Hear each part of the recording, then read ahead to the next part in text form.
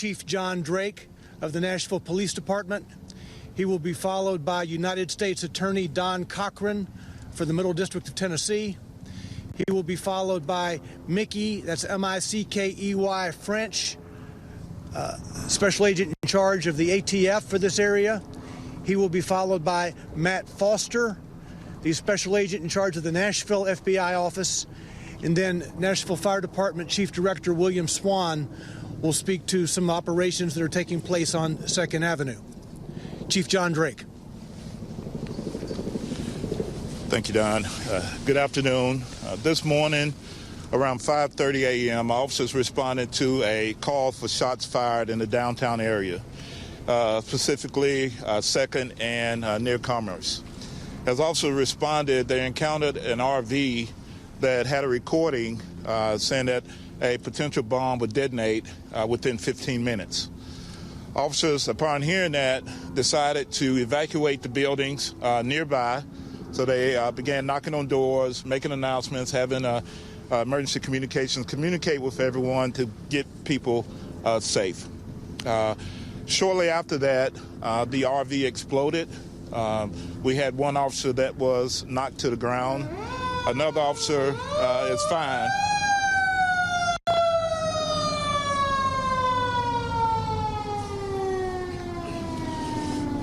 Currently, what we have going on now is we have K9 dogs. All of them are out, partnering with Tennessee Highway Patrol, our federal partners, and we're sweeping the downtown area just as a precaution to make sure that everyone is safe and that, any service that needed, we can provide that.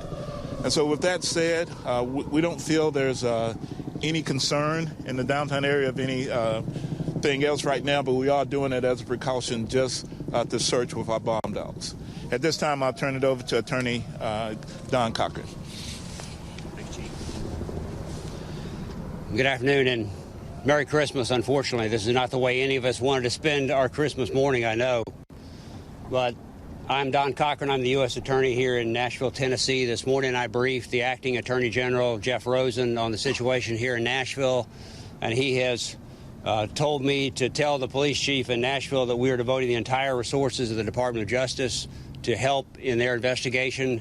FBI and ATF are taking the lead in this investigation, and I want to turn the stage over first to Assistant Special Agent in charge Matt Foster of the FBI, and then Special Agent in charge Mickey French of the ATF to explain some of the resources that the federal government is going to bring to bear on this situation.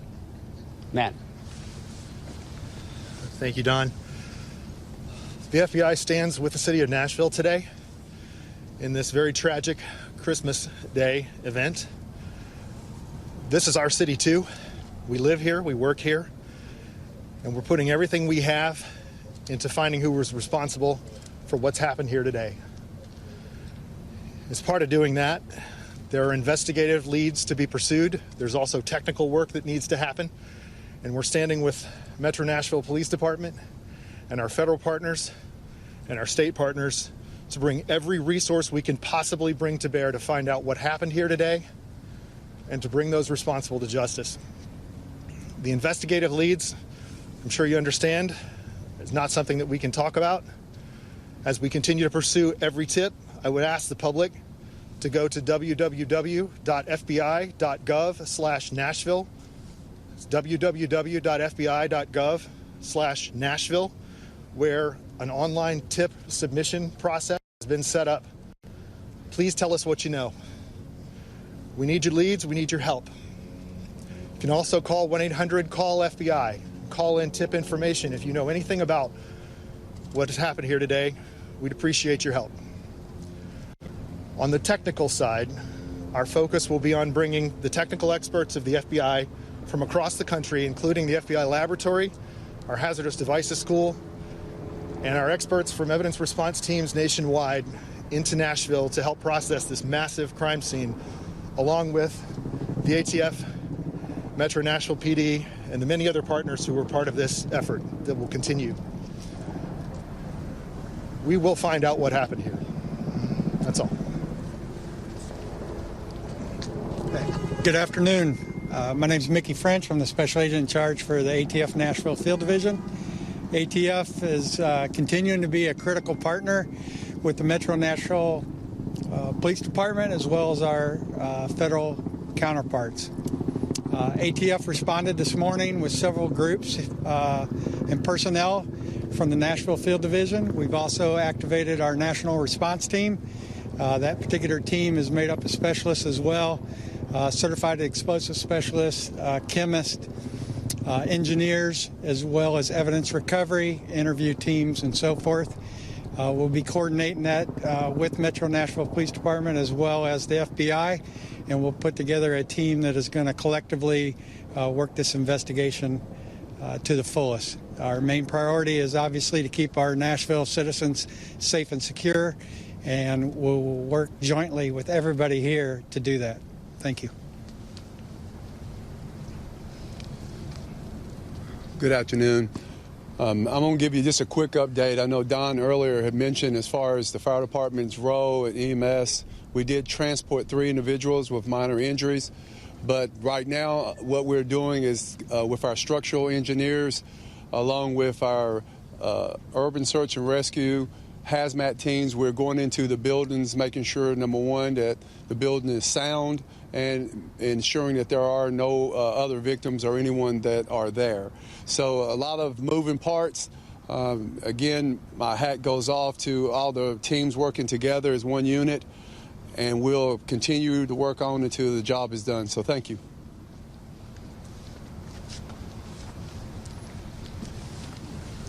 All right, ladies and gentlemen, that's the update as we know it at present. If there is another briefing for this afternoon, we'll let you know.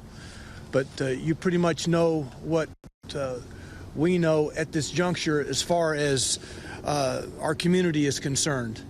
Again, to reiterate, we know of no other imminent danger to the city at this point. The bomb dogs going through the downtown area now are doing that as a precaution.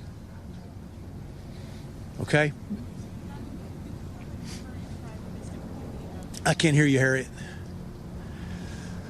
Do we have a number yet of maybe an estimate of how many buildings have been damaged in this incident? I'll talk with Joseph Pleasant from OEM. I can tell you that several of the buildings on 2nd Avenue have structural damage. Several of them have been damaged, some more than others, but we'll get that for you. I know that, as Chief Swan said, the fire department's looking at those structural issues now to determine any more potential impact. Bottom line, Don, at this point, do you know the target? Do you know the purpose of why this happened? As the FBI said, we will find that out. There are a number of people working right now on Christmas Day running leads throughout the city. From our police department, the FBI, ATF, answers will be forthcoming. We can't discuss those with you now or exactly what we're looking at, but answers I'm sure will be forthcoming. Don, was there a body found? I have no information about any body being found. We do not know whether anyone was in the RV when it exploded. We do not know whether anyone was in the RV when it exploded. So I can't tell you at this point whether there's a potential for a fatality in that scenario. The megaphone that was warning people to leave, do we know if that was coming from the truck? Was it coming from somewhere else? Do we know? It is believed it was coming from the RV. Coming from the RV? Yes. Or was it someone saying? There were announcements coming from the RV, and that's the extent of what we can say at this point. Is there any surveillance footage that police are investigating right now? There are cameras throughout this downtown area. Yes, we have been reviewing downtown cameras, and that is all part of the totality of the investigation. Don, you mentioned some people may have been taken to Central Precinct, whether they were just witnesses to give a statement, to share what they saw. Has anything come to fruition from that you can share? Just providing more pieces to the puzzle, more information.